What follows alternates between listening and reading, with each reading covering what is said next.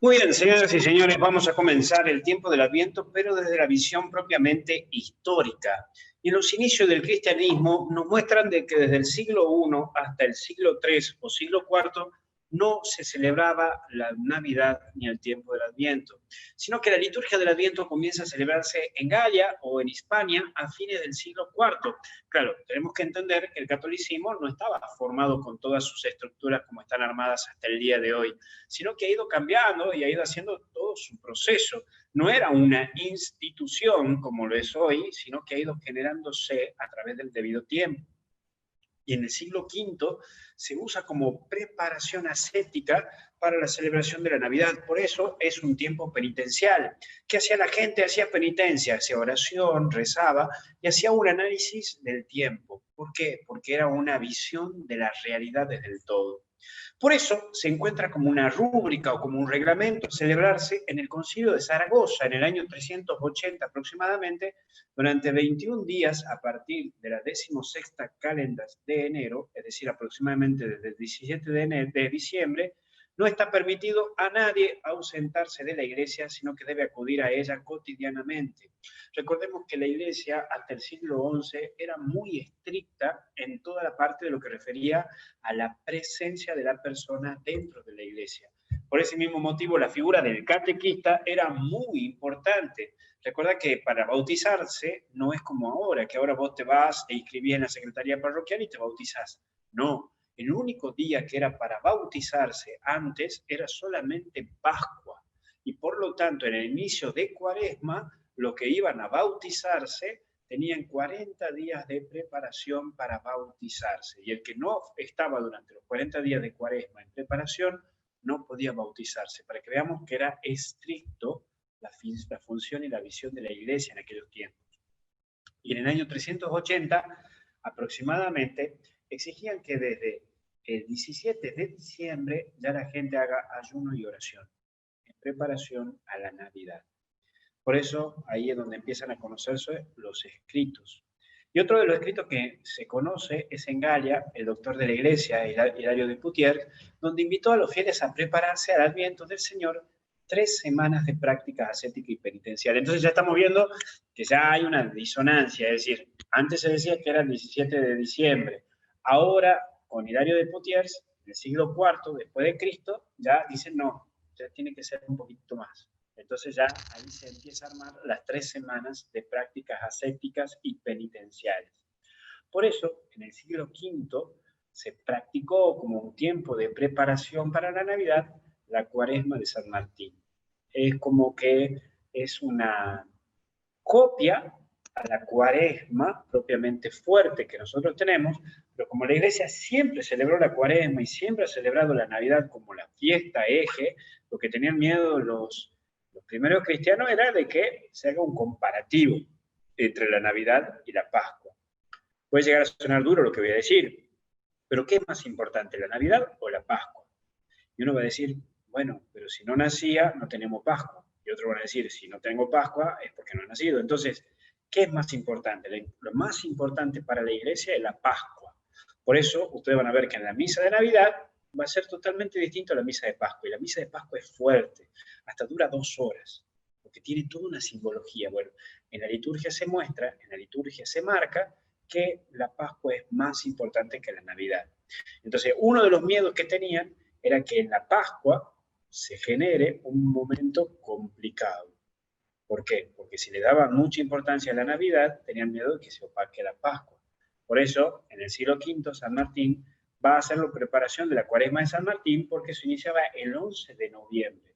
El 11 de noviembre, que es el día de la muerte de San Martín de Tours, van a decir que ahí se inicia el Adviento. Y durante ese tiempo se le pedía a los cristianos que hagan prácticas sociales de atención a las viudas, a los pobres y a los peregrinos. Claro, esto también hay que entenderlo en el contexto de todo lo que refiere a aquellos tiempos. Entonces, las viudas, los pobres y los peregrinos eran considerados personas externas a lo social. Entonces, un escrito de Máximo de Turín va a decir que en preparación para la Navidad del Señor, purifiquemos nuestra conciencia de toda mancha, llenémonos sus tesoros con la abundancia de diversos dones, para que sea santo y glorioso el día en que los peregrinos sean acogidos, las viudas sean alimentadas y los pobres sean vestidos. ¿Qué significa acá? Que así como en Cuaresma hacemos ayuno y abstinencia, tratamos de evitar de comer carnes, en el tiempo del Adviento, ¿cuál va a ser la propuesta de los primeros cristianos? O por lo menos hasta el siglo VIII.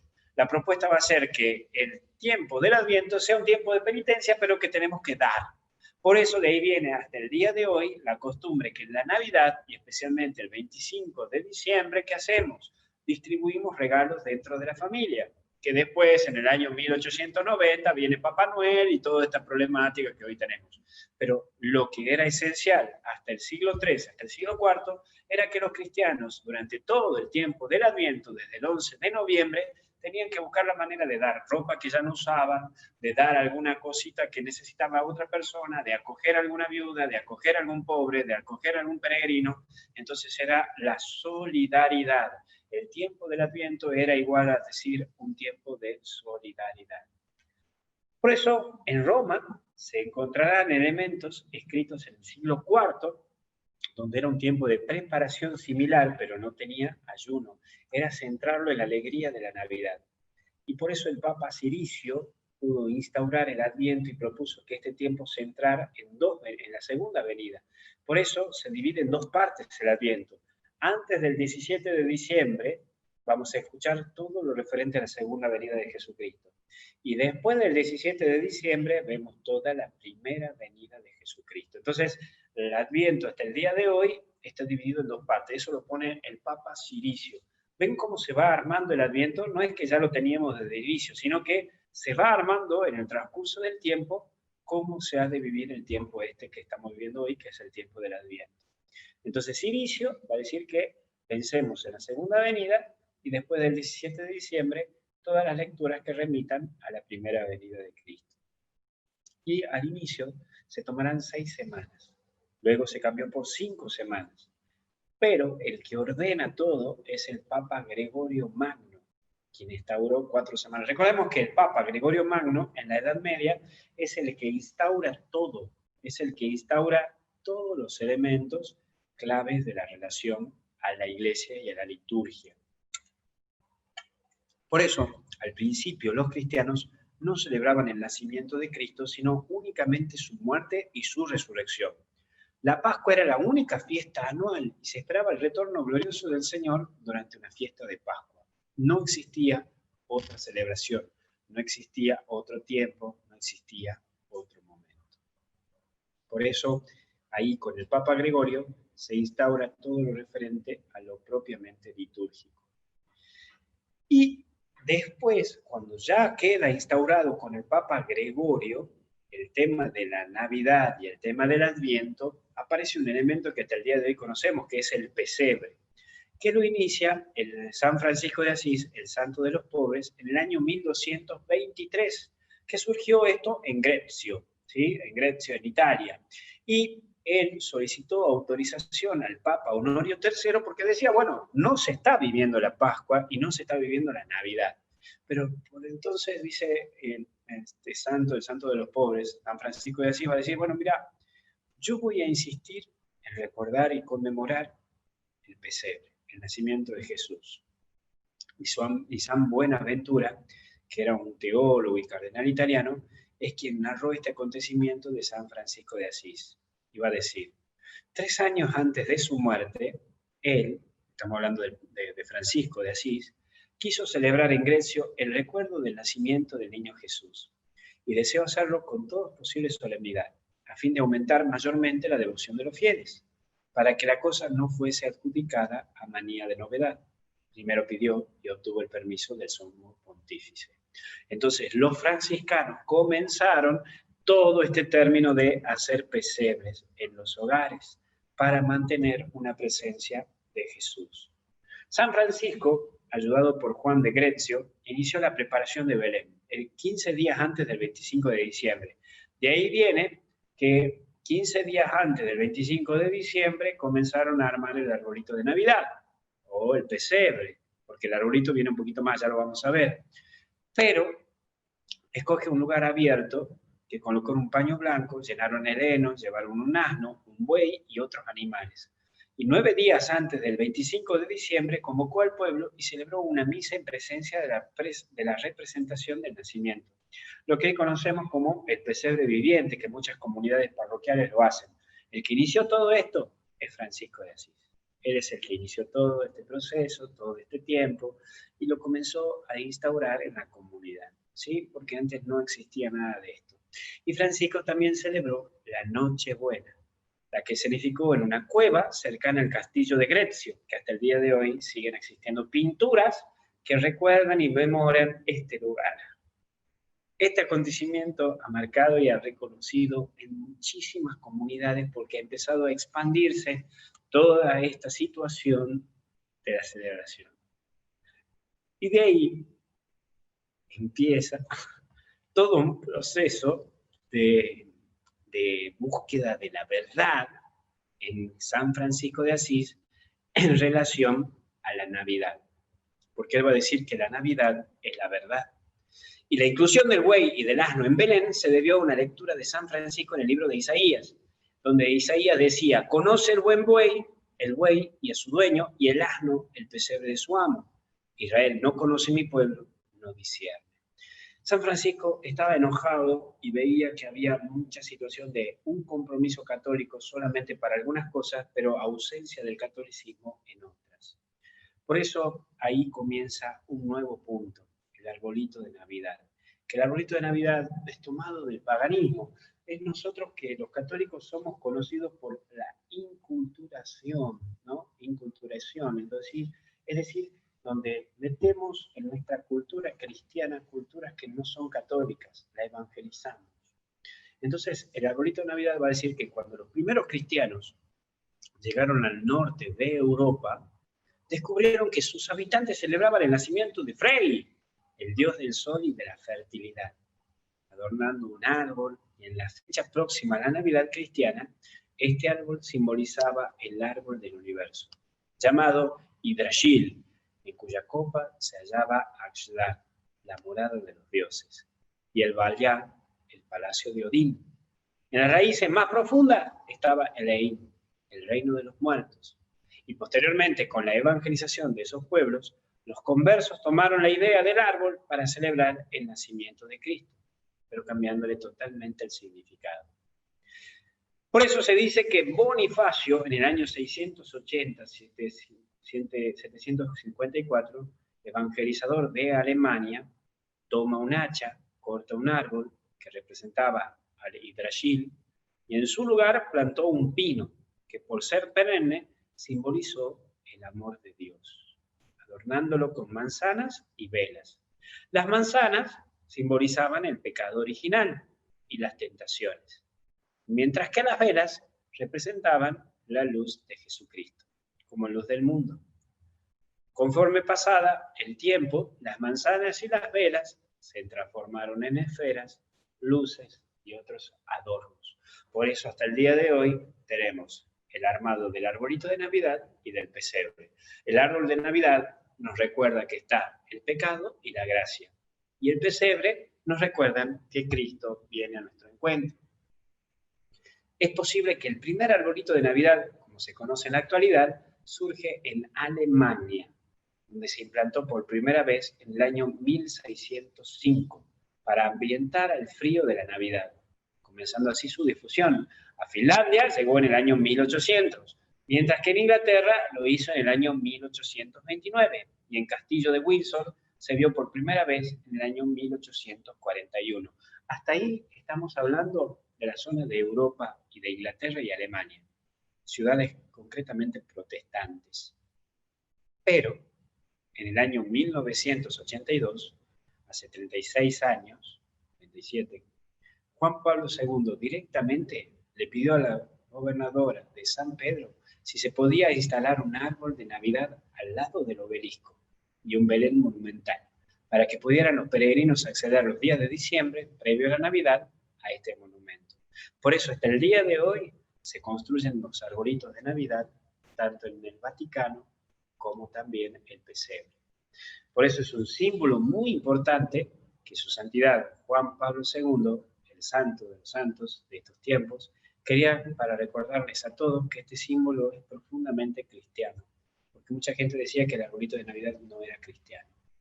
La explicación religiosa: todo fue cambiando con el paso de los años y aquellas manzanas y velas del comienzo hoy se convirtieron en las tradicionales esferas y las guirnaldas con luces de colores.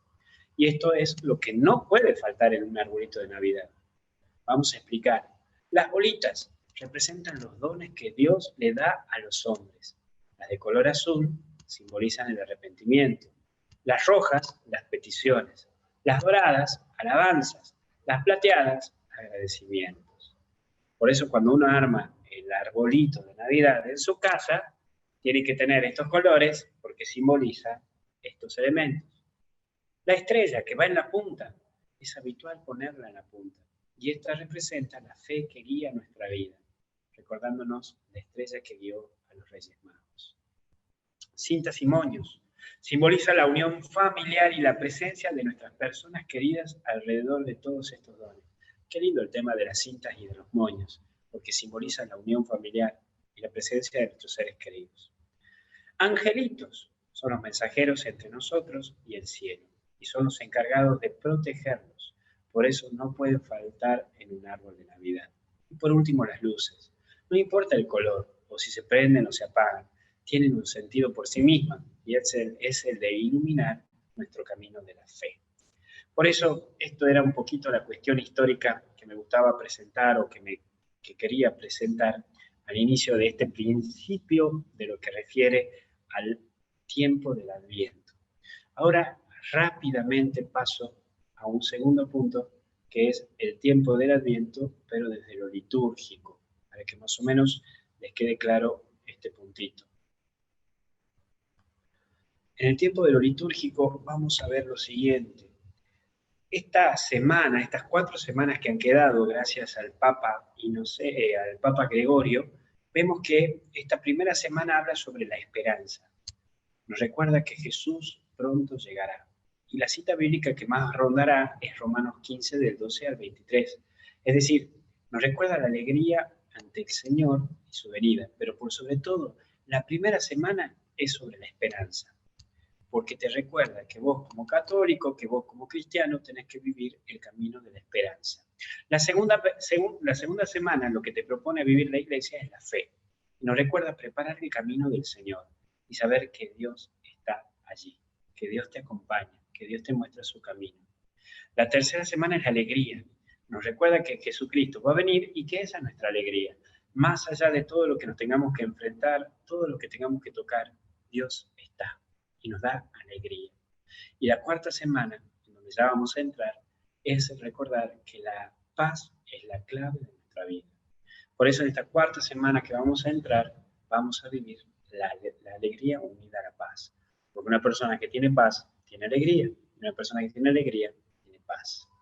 Por eso, litúrgicamente hablando, la venida de Cristo a la espera y en el recuerdo, vamos a ver que está el color morado, que es fundamental para este tiempo de penitencia.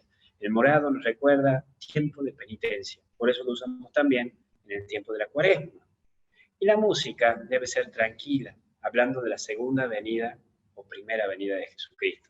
Por eso es importante hablar con los coros parroquiales y decirles que es necesario que acallen un poco la pandereta, que es necesario que acallen un poco algunas canciones muy alegres para reservarlas para el tiempo de Navidad.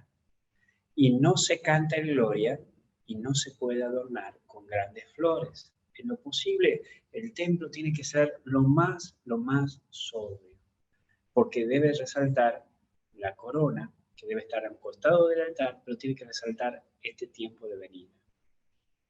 Por eso se recomienda poner un pesebre. Se recomienda poner el pesebre debajo del altar o en un costado. El primer domingo del Adviento está centrado en la venida del Señor al final de los tiempos.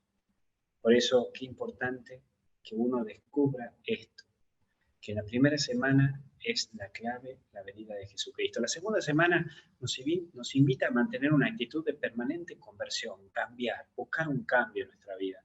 No podemos seguir siendo las mismas personas. Tercer domingo anuncia la alegría, la venida del Señor. Por eso se lo llama el domingo del Gaudete, que hemos vivido esta semana. Y la cuarta semana, el cuarto domingo de Adviento, nos habla del advenimiento del Hijo de Dios al mundo.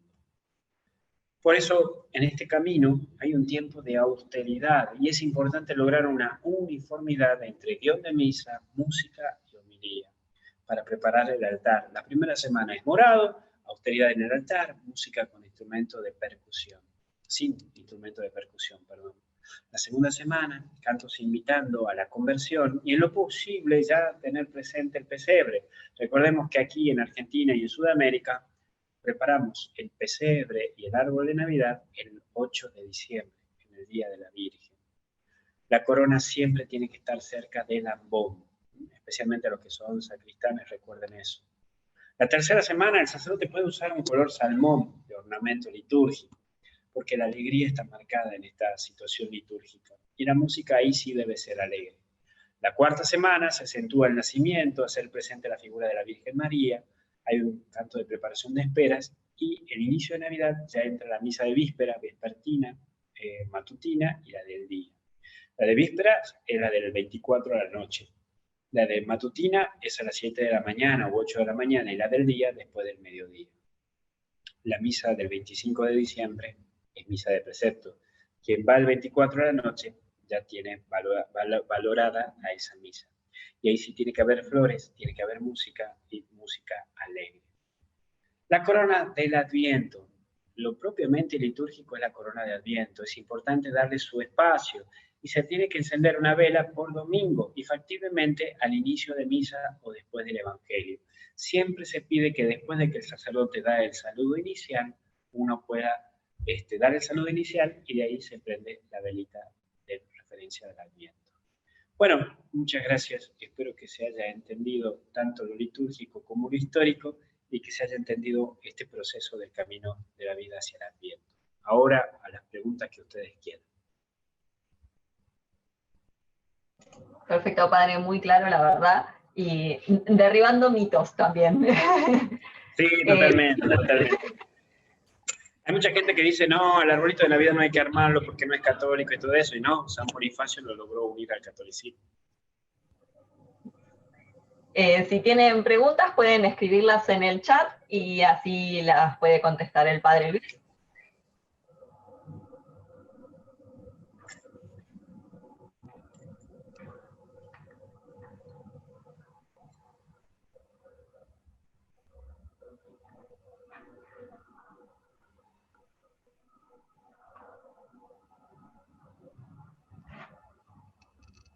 Bueno, por ahora muy claro. Sí, parece que fue muy claro. Preguntan, ¿los colores de las velas deben ser sí o sí moradas, rosas y blanco o podemos usar blancas? Se puede usar blanca. Lo que sí se recomienda que en los templos y en las comunidades parroquiales sí se usen de color morada, es decir, tienen que ser 3 de color morada, una de color rosa y la que va en el centro debe ser de color blanca. Es decir, en las casas pueden ser todas blancas. Se sugiere que en las parroquias y capillas sean de color morada, rosa y blanca para que se identifique con el tiempo litúrgico con las personas que vayan a asistir a misa, como una manera de catequesis.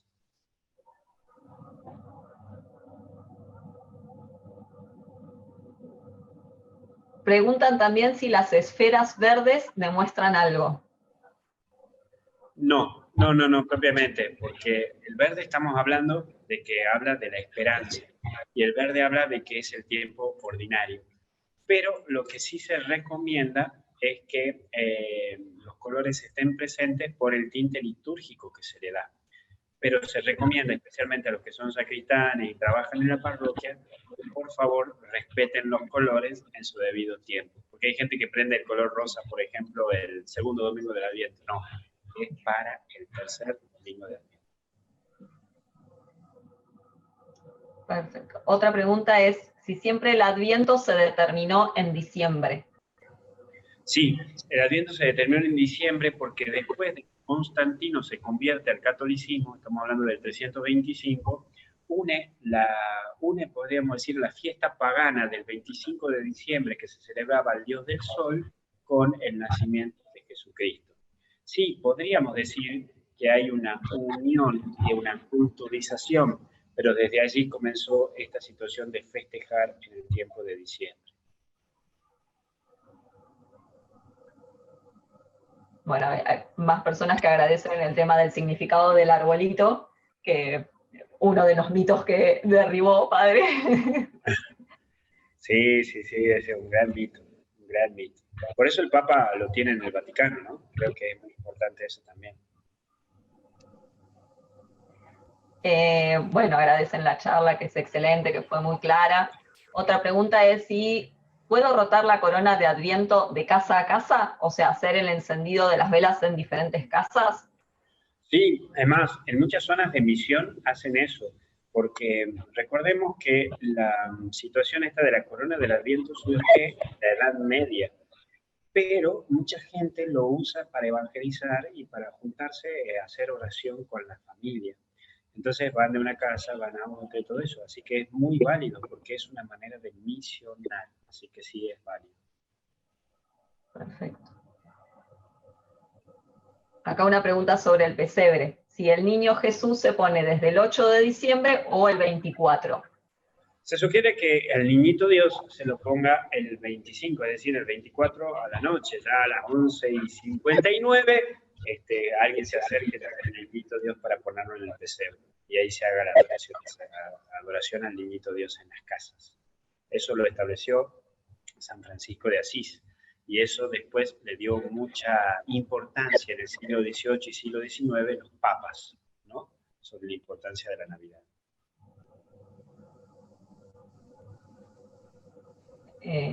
Preguntan, ¿qué es la misa de gallo?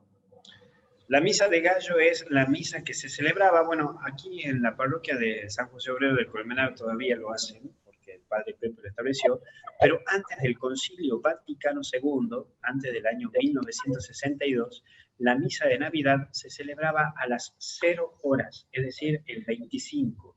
No es que como ahora que se celebra a las 9 de la noche, a las 8 de la noche o a las 10 de la noche, sino que la misa de gallo es la misa que está a la espera del 25. Por eso antes se celebraba a las 0 horas y en algunos otros lugares se celebraba a las 11 de la noche para terminar la misa con las 0 horas. Misa de gallo significa la misa del anuncio al nuevo día. Perfecto. Otra pregunta. Cuando uno reza la novena, ¿se deben prender las velas de la corona? Se sugiere que se la prendan, porque es una manera de orar y de simbolizar litúrgicamente esto a través de la oración. Entonces sí se recomienda que mientras se haga la novena se prendan las velas del tiempo de la corona de Adviento.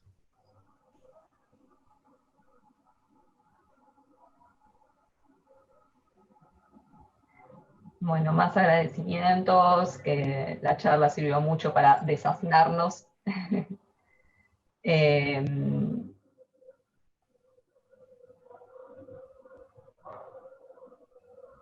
Acá preguntan, ¿por qué se ponen 5 velas en la corona de Adviento? ¿Debe ser así?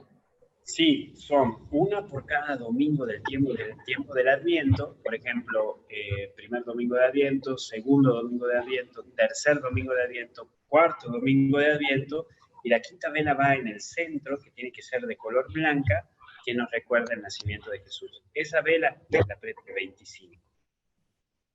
Perfecto. Y también preguntan en relación a esto si todos los años se debe hacer una nueva corona o se puede guardar y renovar solo las velas. Sí, sí, se puede guardar y renovar. La mayoría de las parroquias y comunidades se hace eso. Se guarda la corona y se va cambiando las velas.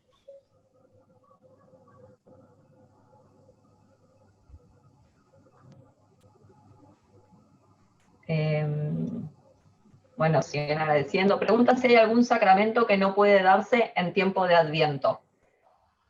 En tiempo del Adviento, no. A diferencia de la Cuaresma, no se puede dar todos los sacramentos.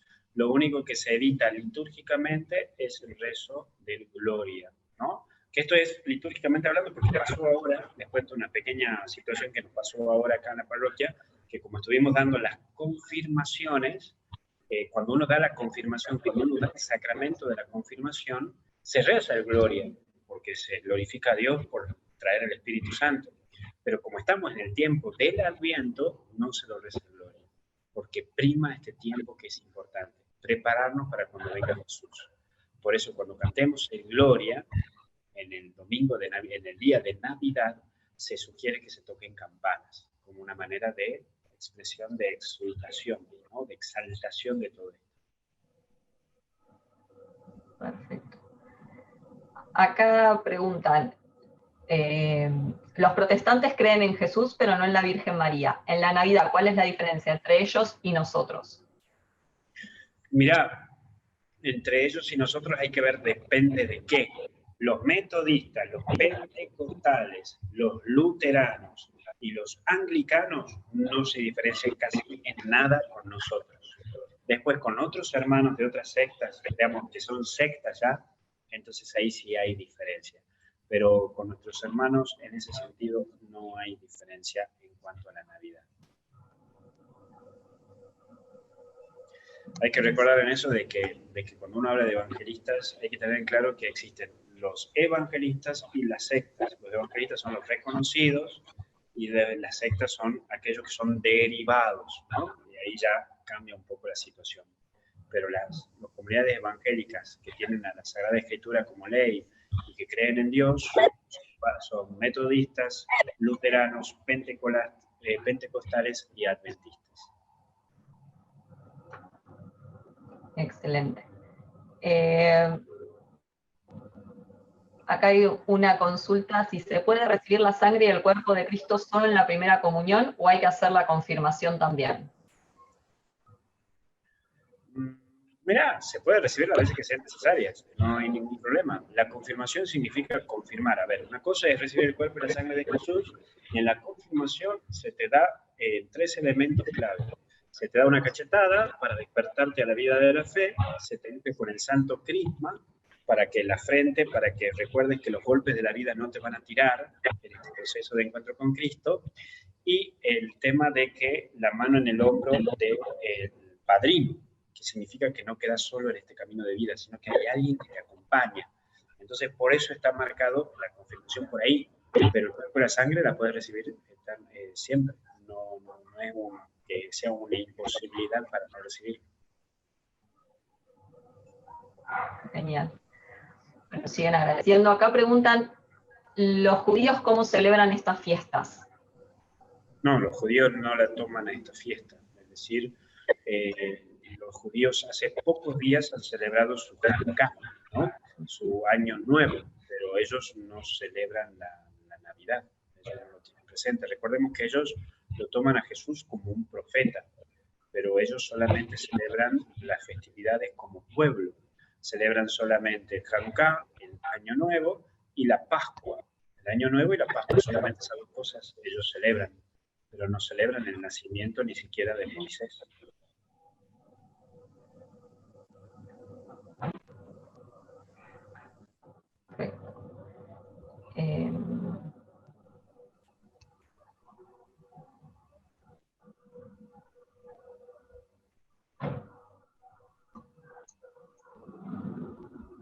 Bueno, hay agradecimientos.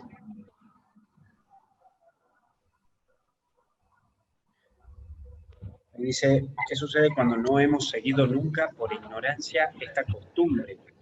No pasa nada, no es ni siquiera pecado. Recordemos que para que exista pecado, si lo querés llamar así, tiene que haber conciencia plena, voluntad plena y consentimiento pleno. Como acá hay ignorancia, no hay conocimiento, no pasa nada. Así que, ahora que ya lo sabes, hay que seguir.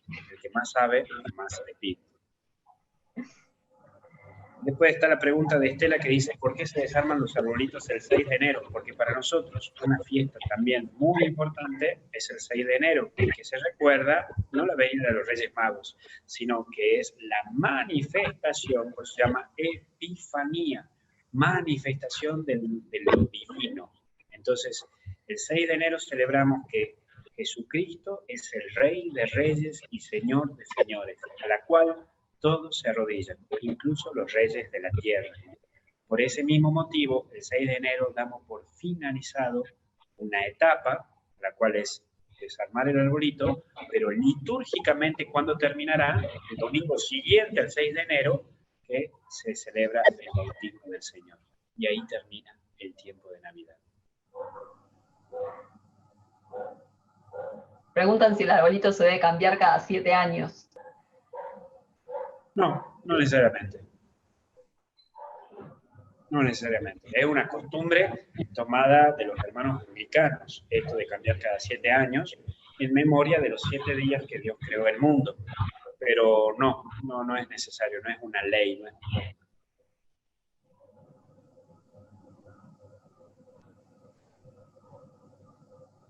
Pregunta también Marcela, ¿en qué horario se prende la vela blanca de la corona de Adviento? Habitualmente se prende la vela blanca, se la pone en la mesa de la cena y se la prende a las 0 horas del día 25. O, si van a hacer una oración como familia, el 25 de diciembre, con el Niñito Dios. Perfecto, excelente.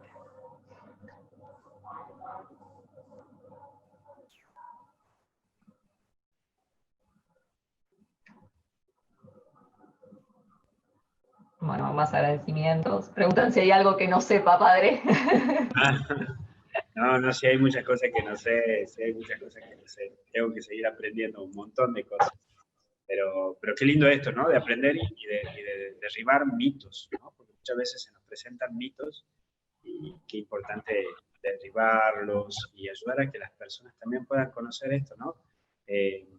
La experiencia de Jesús. Entonces, la verdad que es muy lindo estudiar la liturgia y comprender todas estas cosas que hemos ido viviendo y viendo en el transcurso de este caminito de la experiencia cristiana. Así que me parece muy bueno, ¿no? Poder seguir estudiando, el seguir poder comprendiendo, el comprender el sentido de cada una de estas cosas que acabamos de hablar. Yo creo que todas estas cosas nos van ayudando a seguir aprendiendo de Dios y comprendiendo, ¿no? Pues sobre todo que es Dios quien sigue obrando, quien nos sigue mostrando su cariño, su amor, su presencia. Así que, bueno, me parece que es muy buena manera para prepararnos para esta Navidad y por seguir descubriendo este amor de Dios que nos sigue regalando, ¿no?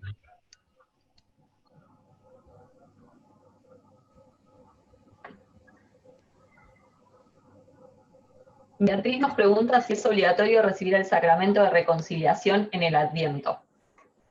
¿Cómo, perdón? ¿No escucha bien? Si es obligatorio recibir el sacramento de reconciliación en el Adviento. No, no es obligatorio como el tiempo de Cuaresma, que se incita y se insiste mucho con el tema de hacer penitencia y de hacer propiamente este. Pero no, en este tiempo no es necesario. No es necesario porque es fundamental otra manera del acompañamiento, que es a través de mayor oración e interioridad. Perfecto, muy claro.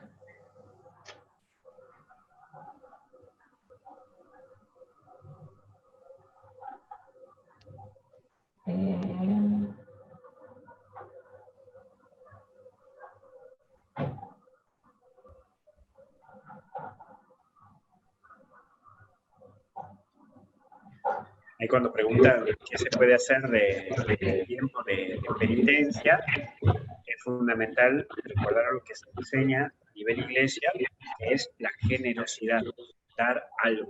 Por eso viene esta tradición de que el 25 nos regalamos cosas, ¿no? O que se regalan cosas, que el regalito que trae el Niñito Dios, o el regalito que traen los Reyes Magos, o el regalito que hoy trae Papá Noel. La idea es que la mejor manera de hacer penitencia hoy es a través de esto, de hacer un pequeño gesto tan hermoso como es de generar algo, ¿no? De dar algo al corazón.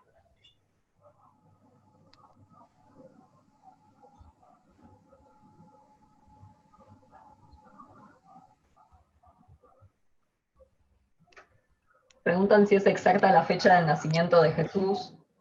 No, eso se puede estudiar en algún otro webinar, porque eso lo impuso un poco el emperador Constantino, pero no es exacta la fecha de ese nacimiento del niño, ¿sí? Es distinto.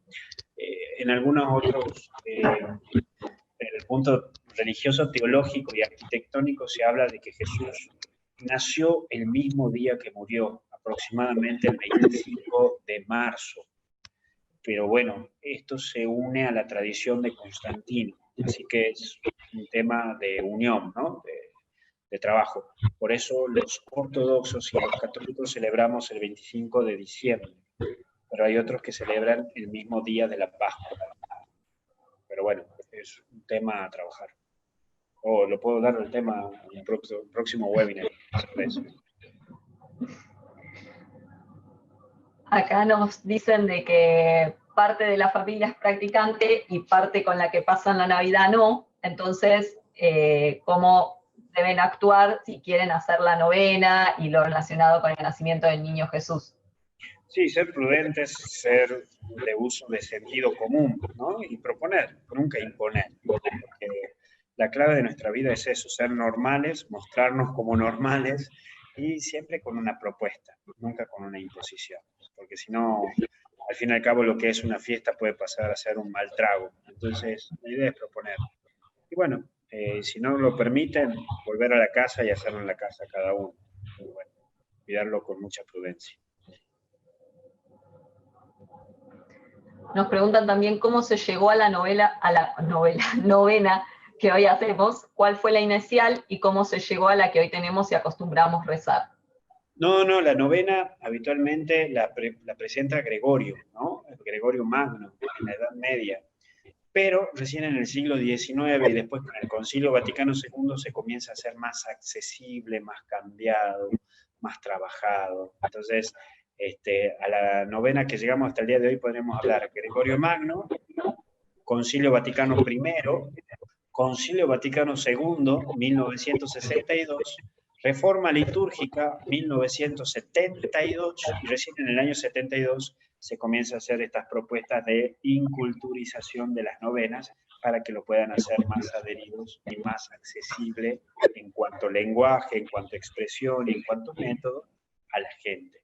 Así que podría decirte que recién desde el año 84 hasta hoy ha habido muchos movimientos para llegar a la novena que hoy se hace. Perfecto, clarísimo. ¿Y por qué se rezan 9 días en las novenas? Sí, eso es una tradición religiosa tomada entre la etapa de la Edad Media y un poquito antes, en donde eran 9 días para dar la posibilidad de que durante 9 días lleguen las personas de los distintos sectores y de los distintos lugares para rezar y convocarse para la gran fiesta. 9 días para venir caminando, venir en caballo, venir en distintas maneras, para que nos congreguemos los católicos para celebrar una gran fiesta. Por eso, cuando una persona fallece, rezamos las 9 noches donde vamos a misa durante 9 días, para que le demos lugar a las personas familiares y cercanas que viven lejos, le damos 9 días para que lleguen al lugar, para que podamos celebrar juntos a esa persona que ha fallecido. Bueno, lo mismo acá, la novena por tal persona, o por la Navidad. Buenísimo. Preguntan si la novena al niño Jesús la podemos hacer en cualquier momento o solo para preparar la fiesta de Navidad. Bueno, para la fiesta de Navidad es una propuesta que hasta litúrgicamente se hace, por eso hasta las intenciones, las lecturas y las oraciones que se hacen desde el 17 de diciembre son propias. Quiere decir que litúrgicamente en la misa ya hay un cambio, pero sí la podés hacer las veces que vos quieras durante el año a esa novena de Jesús en la Navidad. Excelente, muy claro. Bueno, si no más preguntas, hacemos una oración a nuestra Madre, la Virgen, y le doy la bendición. Quedó una duda sobre el sacramento de la reconciliación en tiempo de Adviento. Sí, no hay tan fuerte presencia de este sacramento como en la Cuaresma. Por ese mismo motivo, es importante que para el tiempo del Adviento se insista y se discierna más por el tema de la solidaridad y que como penitencia se incida sobre la solidaridad y que en el tiempo de Cuaresma sí se incida y se insista sobre el tema de la confesión.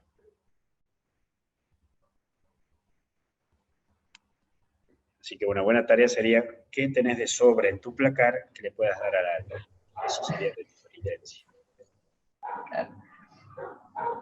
Perfecto, bueno, muchísimas gracias, ahí quedó mucho más claro.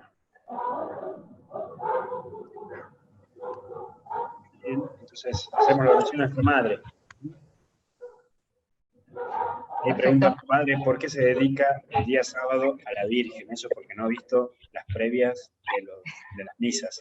Es porque el día sábado se dice, según la tradición del catolicismo, que un día sábado recibió el anuncio del ángel Gabriel en su hogar. En memoria de ese sábado que recibió el anuncio del ángel Gabriel, todos los sábados recordamos a María en nuestra liturgia. Bueno, hacemos un Ave María. Dios te salve María, llena eres de gracia, el Señor es contigo. Bendita tú eres entre todas las mujeres, y bendito es el fruto de tu vientre, Jesús. Santa María, Madre de Dios, ruega por nosotros pecadores, ahora y en la hora de nuestra muerte. Amén. Que el Señor los bendiga y acompañe, en el nombre del Padre, del Hijo y del Espíritu Santo. Amén. Bueno, muchas gracias. Te agradezco, Sol, por otra vez guiarnos. No, muchas gracias, Padre, por esta charla. Muchas gracias a todos los que estuvieron escuchando, a la espera y los que están participando con sus preguntas. Ahí está. Bueno, muchas gracias. Que Dios los cuide. Adiós.